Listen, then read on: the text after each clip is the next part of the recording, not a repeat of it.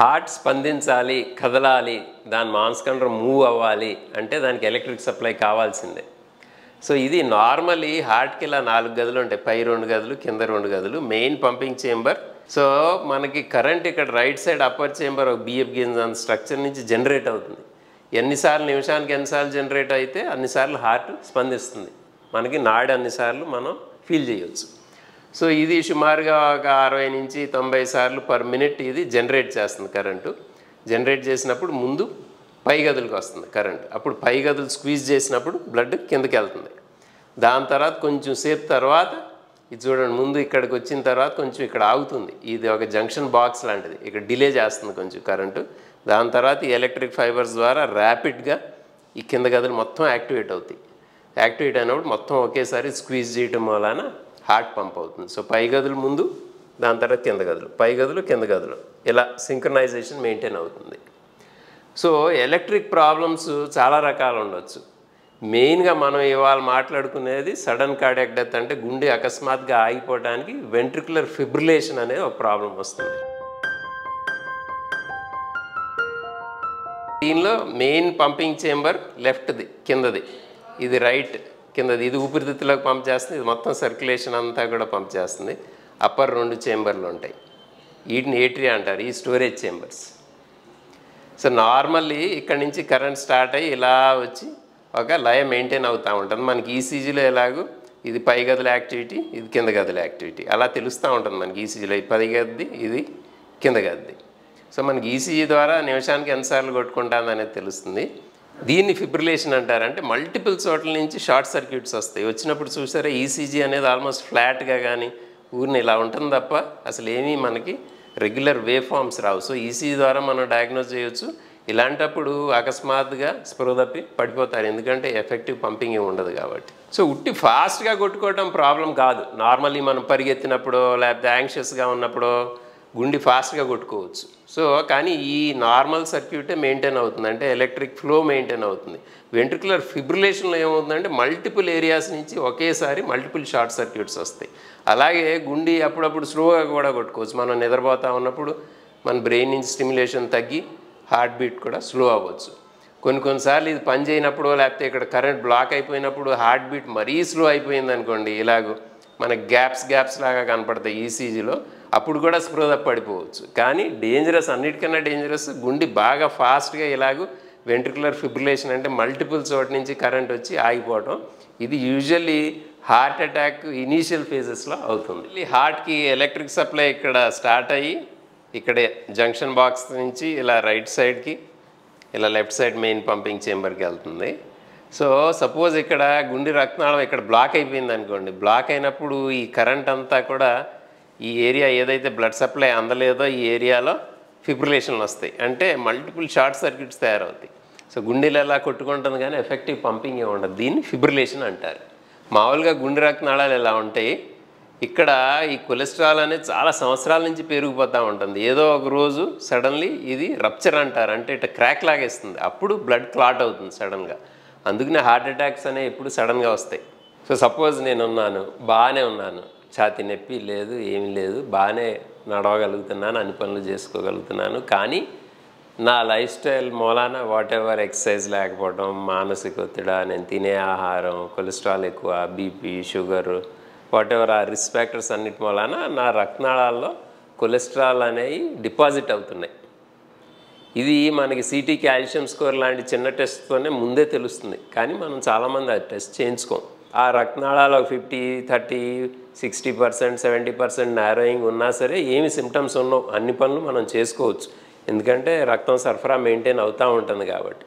ఏదో ఒక రోజు ప్లాక్ రప్చర్ అనేది అవుతుంది, అంటే లోపలేపు ఆ కొలెస్ట్రాల్ మీద పేవ్మెంట్ లాంటిది అది క్రాక్ లాగా ఇచ్చి బ్లడ్ క్లాట్ అవుతుంది. క్లాట్ అయినప్పుడు బ్లడ్ సప్లై అనేది సడన్లీ ఆగిపోతుంది. అప్పుడు నాకు నొప్పిలాగా రావచ్చు, ఈ సెంటర్ ఆఫ్ ద చెస్ట్ లోపల ఒక బరువులాగా, లేకపోతే మంటలాగా, లేకపోతే చాలామందికి ఇక్కడ చాలామంది గ్యాస్ట్రిక్ అనుకుంటారు, ఈ ఏరియాలో వచ్చి నెమ్మదిగా ఇలా పైకి వచ్చి కొంతమందికి ఇలా దవడల లోపలికి లేకపోతే ఈ లెఫ్ట్ సైడ్ లోపల ఎక్కి రావచ్చు.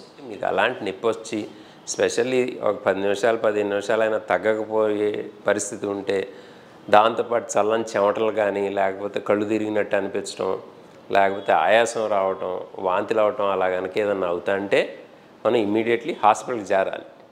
సో ఇది టైం వేస్ట్ అవ్వకుండా చేరాలి. ఎందుకంటే కొన్నిసార్లు ఏమవుతుందంటే హార్ట్కి బ్లడ్ సప్లై, ఆ రక్తనాళం మూసుకుపోయి బ్లడ్ సప్లై లేనప్పుడు ఆ మసిల్ లోపల నుంచి ట్రావెల్ అయ్యే ఎలక్ట్రిక్ ఫైబర్స్ డ్యామేజ్ అవ్వటం మూలాన ఎలక్ట్రిక్ షార్ట్ సర్క్యూట్ వచ్చి వెంట్రికులర్ ఫిబ్రిలేషన్ అనేది వస్తుంది. సో వెంట్రికులర్ ఫిబ్రిలేషన్ వచ్చినప్పుడు ఏమవుతుంది, అకస్మాత్తుగా చీకట్లు గమ్మి పడిపోయిన తర్వాత ఎవ్రీ మినిట్ ఇంపార్టెంట్. ఎందుకంటే బ్రెయిన్కి బ్లడ్ సప్లై అందినప్పుడు 10 నిమిషాల్లో బ్రెయిన్ డ్యామేజ్ అయిపోతుంది. సో ఫస్ట్ ఏమవుతుంది, ఇలా కూర్చున్నాడో నుంచున్నాడో ఫస్ట్ బ్రెయిన్కి బ్లడ్ సప్లై అందినప్పుడు స్పృహ తప్పి first thing that happens is పడిపోవటం. సో చైర్లో ఉంటే అట్ట వాలిపోవటం, మంచం మీద ఉంటే పడిపోవటం, లేకపోతే నుంచుని ఉంటే గ్రౌండ్ మీద పడిపోవడం, ఫస్ట్ థింగ్ అది అవుతుంది. సో సెకండ్ థింగ్ ఏమవుతుందంటే స్పృహ పడిపోయిన తర్వాత అన్రెస్పాన్సివ్ అంటే ఏమన్నా నీ పేరేంటో ఏమవుతుందో ఏంటో అంటే ఏమి రెస్పాన్స్ ఉండదు, ఎందుకంటే దే ఆర్ అన్కాన్షియస్ కాబట్టి. థర్డ్ థింగ్ ఏంటంటే గాలి పీలవటం అనేది ఆపేస్తారు, చాలా ఇంపార్టెంట్. పడిపోయిన తర్వాత స్పృహ లేదు కానీ గాలి బాగానే పీలుస్తున్నారు అనుకోండి, అది వేరే ఏదో ప్రాబ్లం, ఫిట్స్ ప్రాబ్లం ఏదో అయ్యి ఉండొచ్చు. మనకి బ్రీదింగ్కి న్యూరల్ సెంటర్స్ బ్రెయిన్ కింద భాగంలో ఉంటుంది, అక్కడ బ్లడ్ సప్లై అందకపోవటం వలన గాలి పీలవటం కూడా ఆపేస్తారు. అప్పుడు మనం ఇమీడియట్లీ ఏం చేయాలి, వాళ్ళు ఏం పలకటం లేదు ఏం లేదంటే మీరు నాడో లేకపోతే ఇక్కడ క్యారోటిడో పల్స్ చూడొచ్చు, గాలి పీలుస్తున్నారా లేదా ఇలా చూడొచ్చు. ఎక్కువ టైం వేస్ట్ చేయకుండా ఇమీడియట్లీ కార్డియాక్ మసాజ్ అంటే ఏమీ లేదు, మన బాడీ వెయిట్ దీని మీద పడేటట్టు కొంచెం స్ట్రైట్గా ఉంచుకుని ఇలా కఫ్ పెట్టి ఒక 2 inches or 1.5 inch at the rate of around 120 times a minute, అంటే ఆల్మోస్ట్ ప్రతి సెకండ్కి 2 సార్లు కొంచెం ఫాస్ట్గా మసాజ్ చేస్తే ఏమవుతుందంటే మీరు కనుక త్వరగా చేయటం మొదలుపెట్టారనుకోండి, వాళ్ళు ఇమీడియట్లీ అని గాలి వీలవటం మొదలు పెడతారు, మీ ఏం చూస్తారు, మీకు తెలుస్తుంది అది చాలా అంటే మీరు ఎఫెక్టివ్గా చేస్తున్నారని. కొంచెం గ్యాప్ వచ్చిందనుకోండి అంత రెస్పాన్స్ లేకపోవచ్చు. సో చాలా ఇంపార్టెంట్ ఏంటంటే ఎవరన్నా స్పృహ పడిపోయినప్పుడు ఇమ్మీడియట్లీ అది స్టార్ట్ చేయడం. అఫ్కోర్స్ వాళ్ళంతటికి వాళ్ళకి గాలి పీలుస్తున్నారు అనుకోండి, మీరు స్టార్ట్ చేయని అవసరం. సో ఫస్ట్ స్పృహ పడిపోవడం అన్కాన్షియస్, దాని తర్వాత మీరు ఏం పలకరించినా అన్రెస్పాన్సివ్, గాలి పీలవకపోవడం, ఇది ఇంపార్టెంట్.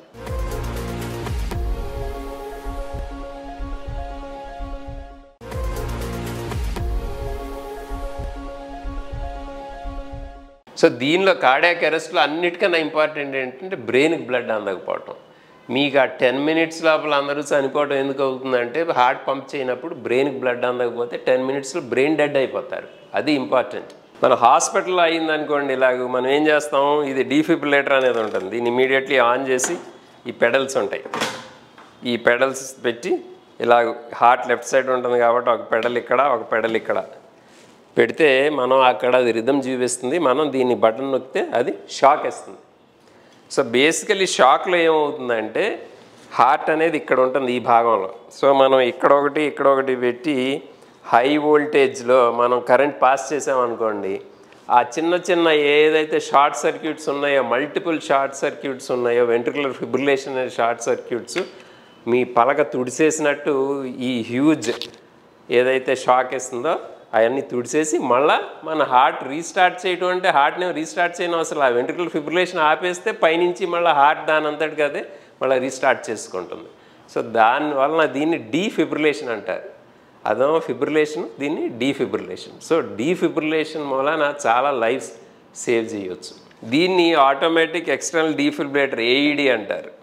ఈ యాక్చువల్లీ అన్ని పబ్లిక్ ప్లేసుల్లో ఉండాలి, ఈవెన్ మీ అపార్ట్మెంట్ కాంప్లెక్స్లో అక్కడ కూడా ఉండాలి.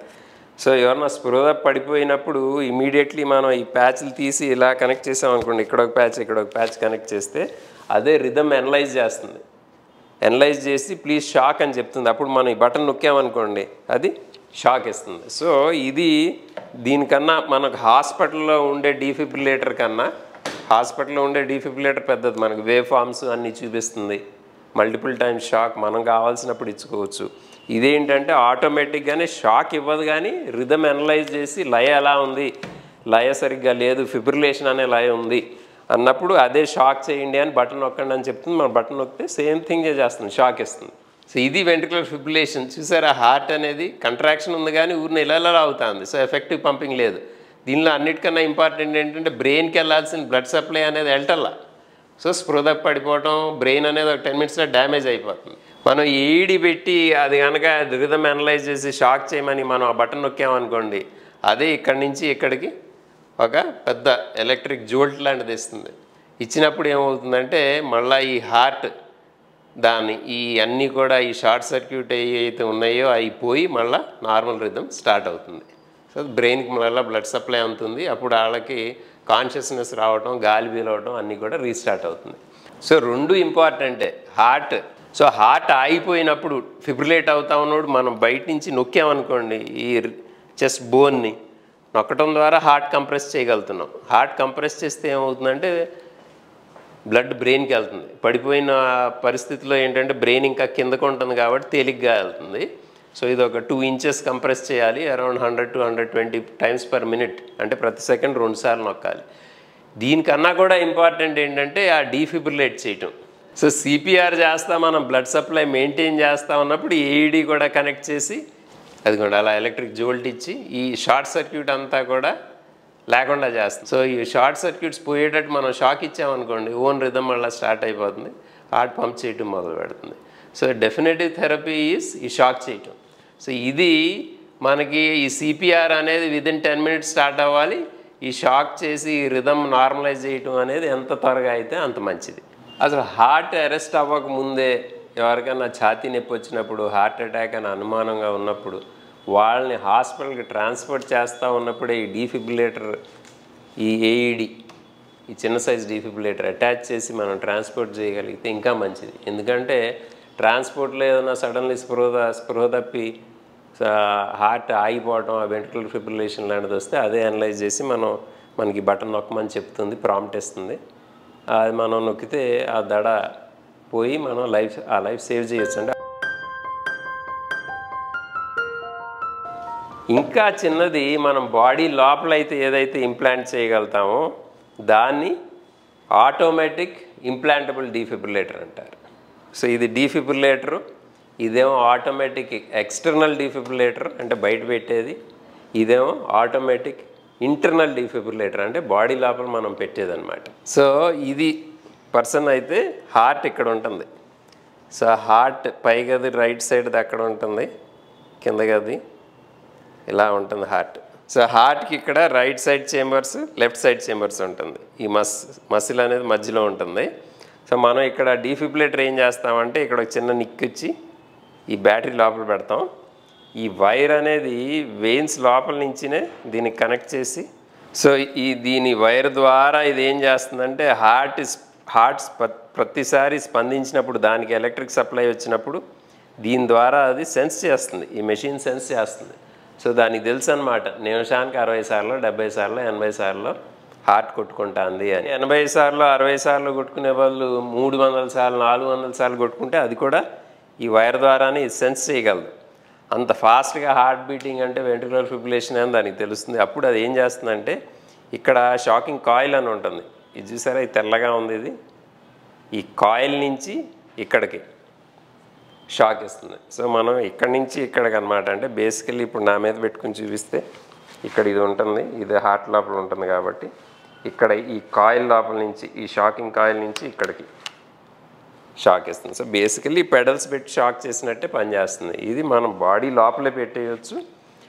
ఇది కంటిన్యూస్లీ మానిటర్ చేస్తుంది, లైఫ్ లాంగ్ మానిటర్ చేస్తుంది, నిమిషానికి ఎన్నిసార్లు కొట్టుకుంటుంది హార్ట్ అని. ఆ రేంజ్లో మనం suppose more than 200 times, more than 250 times shock ఇవ్వమని దానికి ఇక్కడ మనం ప్రోగ్రామ్ చేసాం అనుకోండి, అంత స్పీడ్గా ఉన్నప్పుడు స్పృహ పడిపోయే ముందే అదే షాక్ ఇస్తుంది.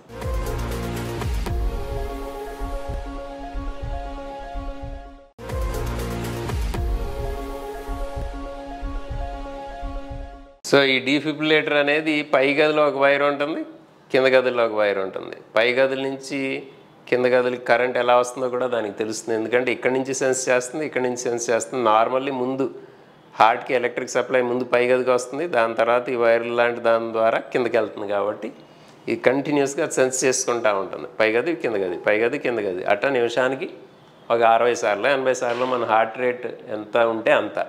ఫిబ్రిలేషన్లో ఇలా వస్తుంది అనుకోండి, దానికి తెలుసు పై గదుల్లోనేమో తక్కువ ఉంటుంది కరెంట్, కింద గదులేమో ఆల్మోస్ట్ 300-400 సార్లు ఉంటుంది నిమిషానికి. అప్పుడు అది షాక్ ఇస్తుంది. సో షాక్ ద్వారా ఏం చేస్తుందంటే ఈ ఫిబ్రిలేషన్ తీసేయగలదు అది. దాని తర్వాత అది పేస్ మేకర్ లాగా కూడా పనిచేయగలదు. పేస్ మేకర్ అంటే ఏంటంటే కరెంట్ ఇవ్వగలదు నిమిషానికి 60 సార్లు 70 సార్లు. సో పేస్ మేకర్ పని చేయగలదు, డీఫిబ్రిలేటర్ పని కూడా చేస్తుంది. సో దీన్ని ఆటోమేటిక్ ఇంప్లాంటబుల్ డీఫిబ్రిలేటర్ అంటారు. కానీ కొన్ని సిట్యుయేషన్స్లో మనకు తెలిసి ఏంటంటే వాళ్ళకి ఈ ఫిబ్రిలేషన్ రావడం చాలా కామన్. వాళ్ళు యూజువల్లీ ఇలాంటి కారణాల మూలనే చనిపోతారనేది తెలుసు. నంబర్ 1 ఏంటంటే హార్ట్ పంపింగ్ కనుక బాగా తగ్గితే దీన్ని హార్ట్ ఫెయిల్యూర్ అంటారు. హార్ట్ ఫెయిల్యూర్ అంటే ఏంటంటే నార్మల్లీ హార్ట్ పంపింగ్ 100 ml లోపలికి వచ్చింది అనుకోండి, ఒక 70 ml బయటకు పంప్ చేయగలదు. దాన్ని ఈఎఫ్ అంటారు. ఈఎఫ్ 70% అనుకుందాం నార్మల్లీ. అది తగ్గిపోయి ఏ కారణం మూలనైనా అయ్యవచ్చు. కొంతమందికి viral infection, heart muscle damage అవుతుంది. అలాగే కొంతమందికి వంశపారంపర్యంగా పెరిగిన కొంత మసిల్ గ్రాడ్యువల్లీ డ్యామేజ్ అవుతుంది, కార్డియోమయోపతి అంటారు. వాట్ ఎవర్ ఇట్ ఈస్, ఈ ఫెయిల్యూర్ అంటే హార్ట్ నార్మల్లీ ఈ సైజు ఉండాల్సింది సాగిపోయి పెద్దదవుతుంది అనమాట. పెద్దదయ్యి దాని పంపింగ్ కెపాసిటీ 70% ఉండాల్సిందల్లా సుమారుగా ఒక 30-35%కి తగ్గిపోతుంది. వీళ్ళకి కామనెస్ట్ కాజ్ అంటే చనిపోవడానికి కామనెస్ట్ కాజ్ ఈ వెంట్రుకులర్ ఫిబ్రిలేషనే. సో ఆల్రెడీ మనకి వీళ్ళకి ఆ సబ్స్ట్రేట్ ఉంది, వాళ్ళకి ఫిబ్రిలేషన్ రావచ్చు అని తెలుసు కాబట్టి పంపింగ్ కనుక 35% ఆర్ 30% కన్నా తక్కువ ఉంటే వీళ్ళందరికీ కూడా ఈ డీఫిబ్రిలేటర్ అనేది బై రికమెండేషన్ మనం పెట్టాలి. పెడితే ఏంటంటే అది ఒక లైఫ్ లాంగ్ ఒక ఇన్సూరెన్స్ పాలసీ లాంటిది. ఇప్పుడు ఈ ఫిబ్రిలేట్ అవుతా ఉన్నప్పుడు అదే లోపలే డీఫిబ్రిలేట్ చేసి లైఫ్ కాపాడుతుంది, లైఫ్ స్పాన్ పెంచుతుంది. నంబర్ 2 ఇండికేషన్ ఏంటంటే హైపర్ట్రాఫిక్ కార్డియోమయోపతి అంటారు. అంటే యాక్చువల్లీ హార్ట్ మసిల్ ఇలా ఉండాల్సింది, ఈ థిక్నెస్ ఉండాల్సింది ఏమవుతుందంటే వీళ్ళకి థిక్నెస్ పెరుగుతుంది, ఇలాగ ఇంత థిక్నెస్ పెరుగుతుంది. సో ఇదొక వంశపారంపర్యంగా వచ్చే ప్రాబ్లం. వీళ్ళు స్పెషల్లీ బాగా ఎక్సర్సైజ్ చేసినప్పుడు పిల్లలకి ఈ ప్రాబ్లం ఉందనుకోండి, ఆడుతూ ఉన్నప్పుడు అప్పుడప్పుడు ఈ వెంట్రుకులర్ ఫిబ్రిలేషన్ రావచ్చు. సో ఈ హైపర్ట్రాఫిక్ కార్డియోమయోపతి అనేది మనకు తేలిగ్గానే ఈసీజీను ఎకో ద్వారా తెలుస్తుంది. సో ఎవరైనా అథ్లెటిక్ ఫిజికల్ యాక్టివిటీ చేద్దాం అనుకున్నప్పుడు ఎవరైనా ముందే ఈసీజీ ఎకో చేయించుకోవడం బెటర్. ఈ హైపర్ట్రాఫిక్ కార్డియోమయోపతి ఉందా లేదా అనేది తెలుస్తుంది. వాళ్ళకి స్పెషల్లీ ఫ్యామిలీ హిస్టరీ ఉందనుకోండి, అకస్మాత్తుగా ఎవరో వాళ్ళ చుట్టాల్లో ఎవరో అకస్మాత్తుగా నిద్రలో చనిపోయారు, లేకపోతే నడుస్తా పడిపోయి చనిపోయారు, అలాంటి ఫ్యామిలీ హిస్టరీ ఉన్నప్పుడు కూడా ఈ డీఫిబ్రిలేటర్ అనేది, ఆటోమేటిక్ డీఫిబ్రిలేటర్ అనేది పెడతాం. మూడోది కంజెనిటల్ ప్రాబ్లమ్స్ ఉంటాయి కొంతమందికి, అంటే కంజెనిటల్ ఎలక్ట్రిక్ ప్రాబ్లమ్స్. సో వీళ్ళకి ఏంటంటే వాళ్ళ ఫ్యామిలీస్లో చాలామందికి ఇలాగూ అకస్మాత్తుగా చనిపోయే హిస్టరీ ఉంటుంది.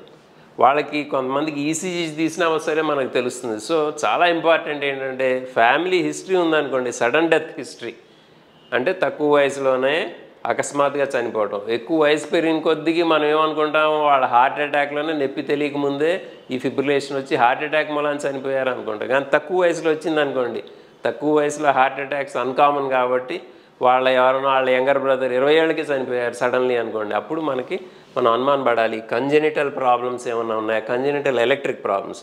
వాళ్ళకు కూడా మనం ఈ defibrillator implantable, automatic implantable defibrillator అనేది పెడతాం. సో మెయిన్గా హార్ట్ పంపింగ్ తక్కువ ఉన్న వాళ్ళందరికీ కూడా ఈ ఏఐసిడి పెట్టాలి. లెస్ దెన్ 30% పంపింగ్ కెపాసిటీ ఉన్న వాళ్ళందరికీ రికమెండేషన్ ఏంటంటే, అన్ని కంట్రీస్ రికమెండేషన్ ఏంటంటే, మెడికల్ అసోసియేషన్స్ రికమెండేషన్ ఈ ఏఐసిడి అనేది పెట్టాలి.